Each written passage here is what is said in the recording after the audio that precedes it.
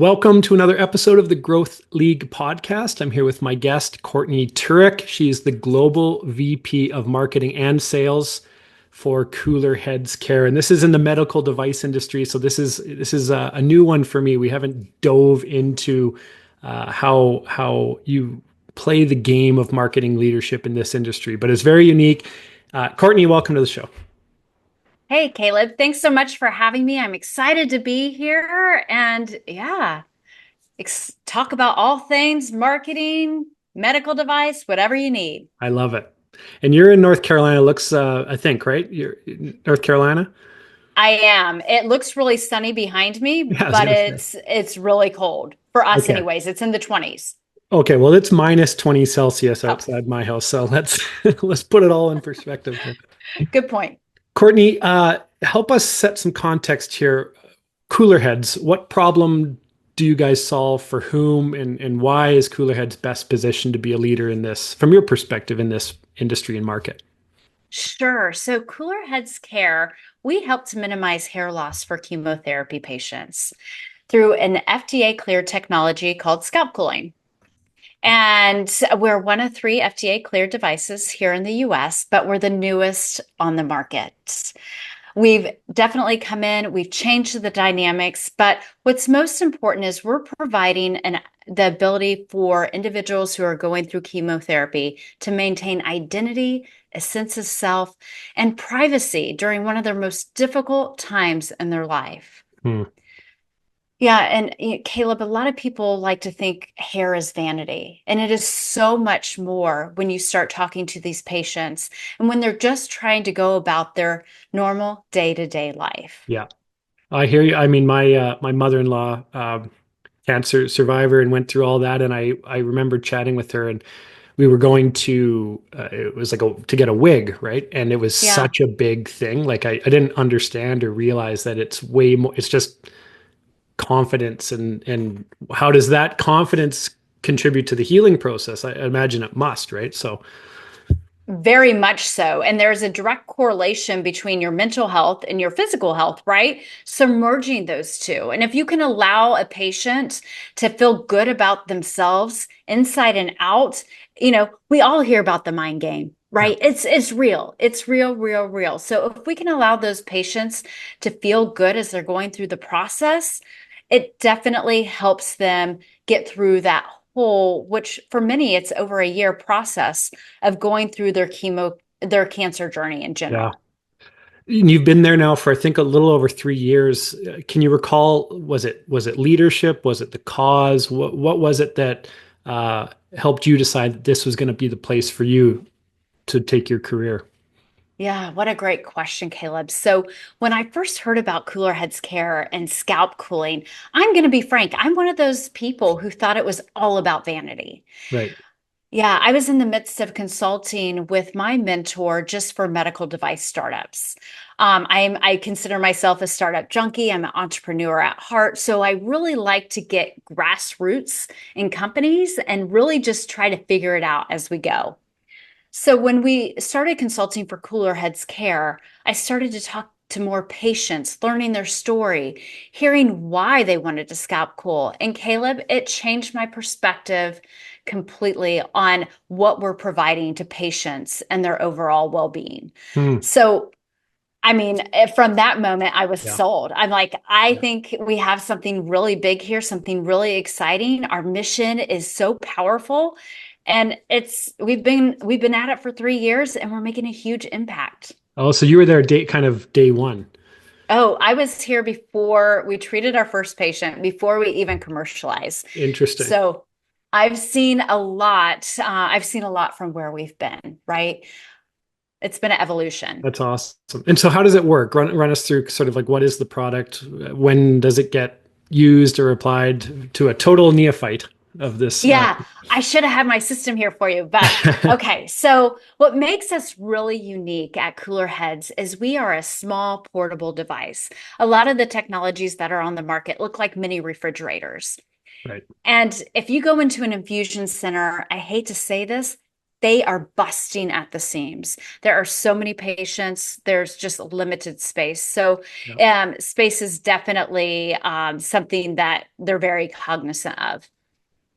So, what a patient will do is when they get diagnosed with chemo or cancer and they're getting Yeah. chemo, and they want a scalp cool.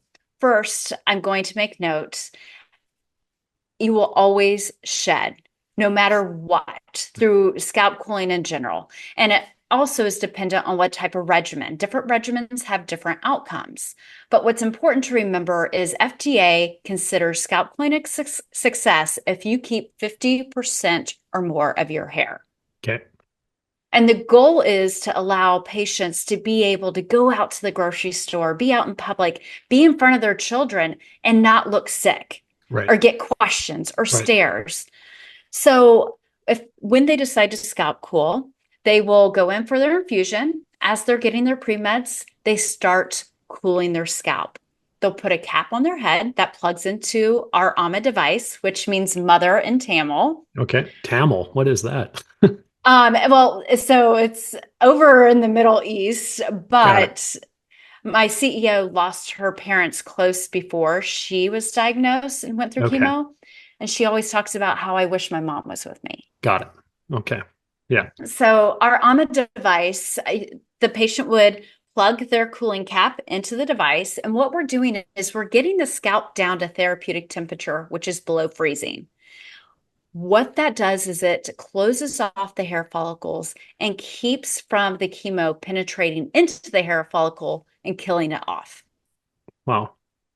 Hmm. So they'll pre-cool their scalp before the chemo starts going through their body Yeah. for 30 minutes. They'll wear it through chemo, and then they're going to wear it 2 to 3 hours post chemo, depending on what regimen they have. Right. Wow. So it's a commitment. And so you would just then go through the normal chemo process as normal, but this is the primary difference as a way to go through the therapy, but maintain the 50% at least of the follicle structure. Exactly, Okay. exactly. So, and they will do that every time they come in for chemo. They don't do it outside of chemo, only when they're getting their chemo. Got it. Okay. Thank you for that context setting. It's an amazing, obviously, the word cause keeps coming up, even though it's for profit, and Right. amazing. So, give us a bit of an understanding of your career journey. Like, what happened before coming to Cooler Heads? What brought you to where you are today?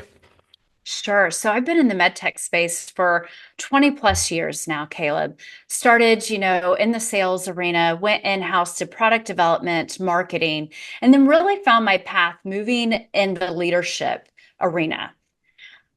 The little entrepreneurship bug Yeah. got me, and I did take a step away and created a product that was on Shark Tank.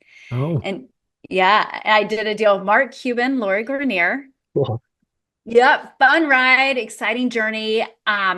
It I did it for about 5 years and then I sold my shares to my business partner. Reality is, Caleb, I was trying to live the American dream. I am still living the American dream, but it wasn't enough to allow me to survive and my Yeah. family. Yeah. So when I got back into med device, I told myself I would only work for startups from that point forward. Right. Because that fire still burned for the entre. Got it. It is, you can't take an entrepreneur and then put them in a corporate or Fortune 500 company that has really rigid rules, Right. regulations, because, I learned to be a cowboy. Yeah. I know I'm all about the wild, wild west, pushing Yeah. boundaries, pushing limits, thinking outside the box.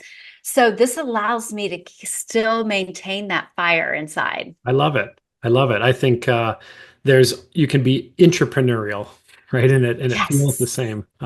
That's Yes. cool. And Yeah. so today, how would you describe the accountability on you and your marketing department? What's the mandate of the marketing function at and for Cooler Heads when all the dust settles? Yeah, Caleb. So in medical device, and since it sounds like I'm the first person you're talking to in this arena, especially a startup, Yeah. money is everything. And just to interject there, like my Yeah. understanding, so you know where I'm coming from, is that when I think medical device, I think about a nation full of BDRs going out, calling, hitting the roads, going into hospital or into clinic and making relationship with the doctor. How so nested in my current understanding, how does this marketing function roll? Yes. Okay. So we do not have anybody called BDRs in the medical device. Very familiar with the term. We would call them associate sales reps Right. or clinicals in our space. But you're right.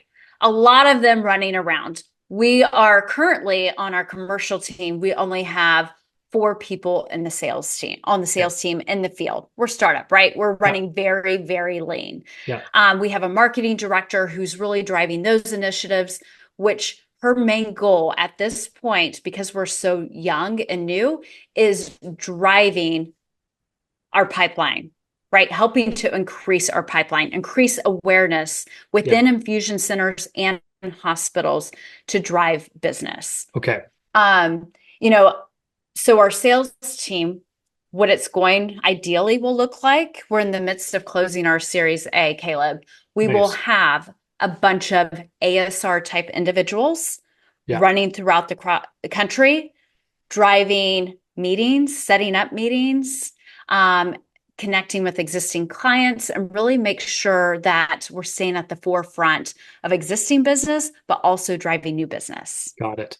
So this pipeline primarily is made up of infusion center decision makers, clinics, hospitals. Is any of the pipeline actually the end consumer, the patient? It is not. Well, here's where the twists come in. So we're a very unique medical device product where we are currently not reimbursed by Medicare insurance here in the US. We're under a certain CPT code that allows it to potentially be reimbursed, but come January 26th, we will be, which is very exciting for us. Cool. So, in this weird flux that we have right now, so we sell into infusion centers or hospitals, they house our device. Right.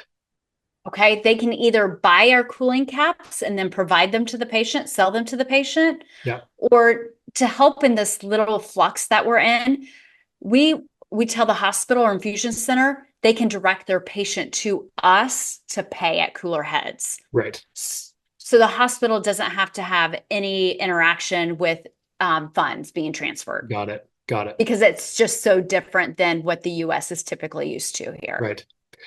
So your day is split between the sales function and the marketing function, and on the marketing side, it's in direct support of this director of yours.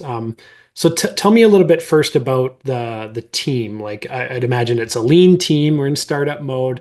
What are some of the unique I guess constraints or challenges or realities in leading a lean team, and how do you approach that? Yeah. So good. The good news is all of us, a good majority of us, I will say 90% of my team, we worked at a previous startup together. Right. Cool. So before even getting to Cooler Heads and commercializing, we knew the synergies we had together. We've experienced a startup. We knew that, you've got to get dirty. You've got to get creative. And, we're not going to have everything we need. They're not going to have all the marketing materials. They're not going to have all the call, sorry, Like CTAs and thank you. yeah. Yeah, exactly. So really, you're juggling all this time and trying to balance getting new meetings, driving existing interest, Yeah. closing existing interest. Once you close it, you got to install it and continue to drive awareness. Right.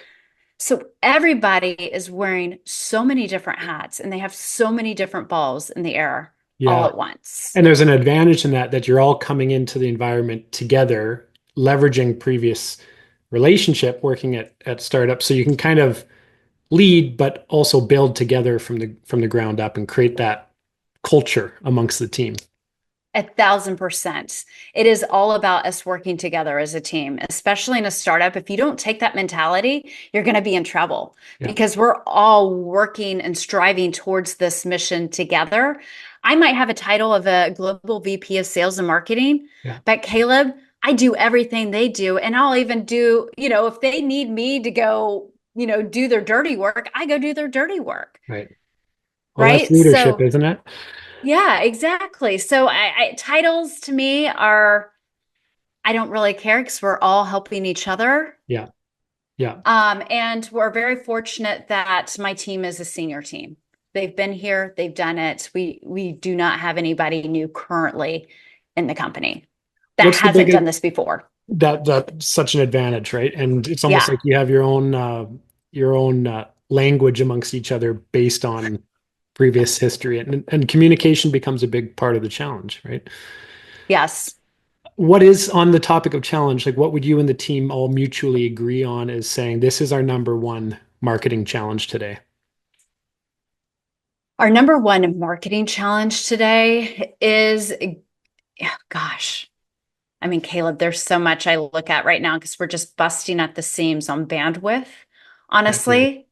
Bandwidth, because we have placed so much across the country, which is exciting. But with that also comes demands of these accounts. You Yeah, know, they need materials, they need marketing guidance and help.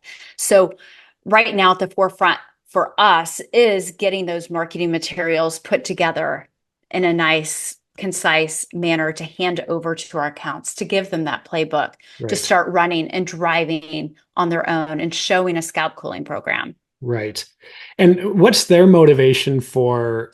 I'm assuming when you say your accounts, these are the people at the infusion centers, at the hospitals, clinics. What's their motivation for sharing the news with their customer? Is it truly just patient-led care or No, it is truly marketing, Caleb. They are losing patients if they don't have scalp cooling. interesting? So, I mean, it is a competitive world here when it comes to hospitals, and they're all competing against each other. Hospital A across the street's Hospital B, if one Yeah. has it, they're pulling their patients. Yeah. And every time they just lose one patient to chemo, and I'm just talking chemotherapy, they're Yeah. looking at $16,000 to $20,000 for that patient. That doesn't include everything else that patient's needing for cancer care. See, this is so wild to me because as a Canadian, it's totally different. So the Right, socialized medicine basically where they're like clinics and hospitals and fusion centers are not businesses that compete right, against each other. So this is very unique. So for them, the business case that you're supporting is client retention and client acquisition through exactly, something that the competitor doesn't have to improve the overall treatment experience. exactly. Okay. And so, one of the things that has really helped, again, with funds being limited, what can we do for our customers, our infusion centers and hospitals? Yeah. So something that has helped is doing geotags. So when a patient goes and searches for scalp cooling, Yeah. it pulls up their facility and hopefully helps drive them in that direction. Got it. Got it. So when you're looking at acquiring new infusion centers, clinics, hospitals, how long is that a long relationship building process or is it more transactional? Give me an understanding of that. Yeah, another great question. So there's private infusion centers and then there's hospital-based infusion centers. Okay. Private are owned by physicians. Yeah. Right. So they don't have as much red tape as the hospital Right. facilities. I will tell you, it's easier to get to the physician base because there's not as much red tape. However, every dollar they spend is their dollar Yeah. out of their pocket. Yeah. So they're definitely very cognizant of spending anything. Hospitals, there's just way more red tape. Yeah. So that sales process can be anywhere from 6 months to a year. Wow. I know. The beauty of hospital-based infusion centers, they have foundation dollars, most of them, and Right. foundations love scalp cooling. So that's something we've really been able to lean into to help get programs kicked off at hospital Got it. centers. And for your product, is it a pretty dense competitive market or is this do you have a lot of green space to be working with? There's still a lot of green space. We do. So we have two competitors. One has done a really well, they came to market around 2016. I will tell you that the US market is just really learning about scalp cooling. I Oh, think okay. through social media awareness. There was even a recent publication on Kate Middleton. She didn't have scalp cooling, but she's sitting Right, by a right, scalp right. cooling machine. So patients are starting to understand they have a choice. Our patients are becoming smarter, Yeah. right? I was Consumer curious driven about that. healthcare. I was um, curious about that. Are how much a part of the sales process does the patient influence? Like, are they coming to their treatment center clinician saying, "Hey, I saw this and Kate Middleton and that," and then convincing, or and do you Yeah. mobilize them as stewards of the product? Absolutely, Caleb. So we get inquiries all the time, and I will tell you, we've gotten into facilities. If you get the right patient who is vocal, Yeah, passionate, driven, determined, yeah, they can make it happen. makes sense. I've got one right now. It just happened on Friday, Yeah, right? And they are gun ho, and they're champions for us, right? So that's marketing in itself because these patients want what they want. yeah, yeah. And the clinic is going to listen to their patient base if the patient base is who they're trying to. Obviously, they don't want a high customer lifetime value. They want them to be out of the clinics and healthy. But Right. got it. So, okay, thank you. And what I'm curious about is from your perspective, and what would you be willing and comfortable in sharing as being your superpower as a marketing leader? Something that you rely on often because it just comes so naturally that you've used as your calling card to support your playing this game of marketing leader. Yeah, it's positivity and taking action Okay. for me.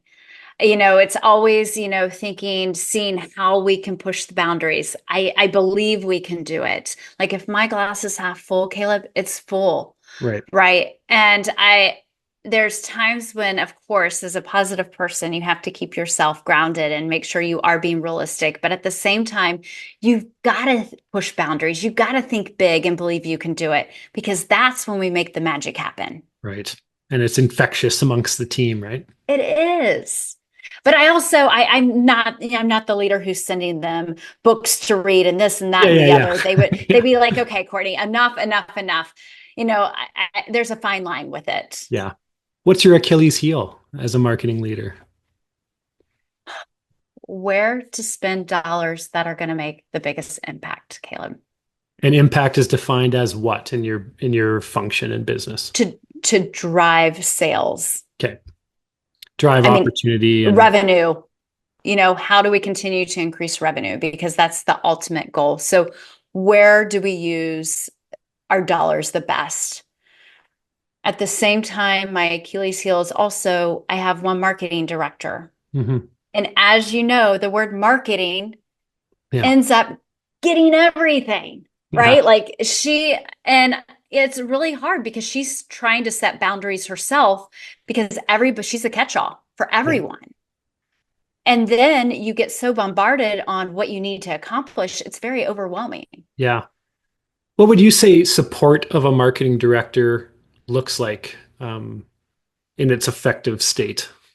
Yeah, for us, I'm going to say for us, right? Because I'm in startup world, Yeah. and Yeah. that's really where I can use a lens from. That is outsourcing what you can, what Right. is not your strength, Right. or can someone do something more efficiently, Yeah. at a reasonable price? Right. Marketing material is one of those things, Yeah. Well, and I would right? imagine too, like when we first met, you told me that a big part of your role, the way you see it, is not necessarily to protect her, but to route communication and requests and opinions and what does that look like? Yeah, so our main focus and where I help to redirect our director of marketing when it becomes overwhelming, what is she working on that's driving revenue? Right, right, right. So if it's not driving revenue right now, it needs to be set aside. And I know marketing is so much more, but for us, where we're at in this stage of the company, we Yeah, have to drive revenue or we're dead. yeah, I mean, it's pretty yeah, black and white. yeah. What is the in that industry? What's the best job you can do from a marketing function to move from Series A to Series B? Is it all about efficiency and profitability, or is it still showing that top line growth? Both, all of that. Yeah, I mean, you have to show efficiency, you've got to show top line growth, you got to show that you're consistently moving in that hockey stick trajectory, Mr. Yeah. Canadian. Yeah. You know, that's everything they want to see. If you're not growing, nobody wants to invest in you, Yeah. especially during these times, where getting funding's challenging. Yeah. Yeah. Yeah. How do you know, you and your marketing director, how do you know from maybe a gut felt level that you did a good job when, and you can't rely on just the revenue numbers. Like, how do you know Mm. in more of a qualitative way when you look at each other, talk to each other, what allows you to say, damn, we did a good job this day or week or quarter? Yeah. So there's many ways that we've gotten very creative on how we get systems into facilities. So just because our revenue dollar might be XYZ doesn't mean that we haven't made an impact. And we can Yeah. look at a map that we've put together and it shows everywhere that we are across the country. And I will tell you each quarter last year and end of last year, it was that aha moment for us. Hmm. Right. I mean, Caleb, you look at that and you're like, we are a small team. Look what we Yeah. just accomplished. She trained over 1,000 physicians and nurses, one person on top of doing everything she did. So that in itself is creating awareness, Yeah. right? And really driving utilization of our scalp cooling device, AMA. Wow. I love it. I Yeah. love it. For you, as accomplished as you are in this career journey that you've taken, how do you kind of keep your sword sharp? Like, what do you do to contribute to your evolution and growth? And Yeah. when some marketing leaders might just say, "I've arrived," how do you keep it sharp? I don't believe you've ever arrived. That's never my mentality and will never be my mentality, Caleb. As many of your listeners know, the higher you get in a corporation or company, the lonelier it gets. And so it's really important for me to surround myself and reach out to find those resources. Right. So, something for me last year, I joined a community called the Outlier Project, Right. and I'm surrounding myself with like minded people who are always challenging the status quo, Yeah. resources who I can tap and say, I need guidance. I need help here. What do you think? Of course, I still Amazing. reach out to my mentors. And in reality, I still have an entrepreneurial spirit. So Yeah. I'm kicking off my podcast because that just Yeah. also lights my fire. What's the show But about? Tell us what the show is about. sure, it's called Bold Moves, Confident Choices. Okay. And I want my guests to share I'm sorry, they do share what was that big pivotal moment in their life, bold moment that Yeah. catapulted them professionally or personally. Okay. That's interesting. Yeah. What was it for you? I'm putting you on the spot now. No, please. Going through this journey, Caleb, I've realized we all have so many. And if I really get down to the nitty gritty of what started my journey, that was when I'm from Indiana. So I'm a small town girl. I was born in the middle of cornfields, Yeah. meat potatoes. I went to college in my backyard at Ball State University. So when I graduated, I knew there was more to see, but I didn't really know how to go about it. Right. So I ended up going backpacking by myself in Australia on a work visa for 4 months. Yeah. I knew no one. I literally packed up a backpack. Like I ended this trip looking like the Charlie Brown kid that had dirt all over him. I went to Australia. I knew where I was going to stay for 2 nights. Other than that, I knew nothing else.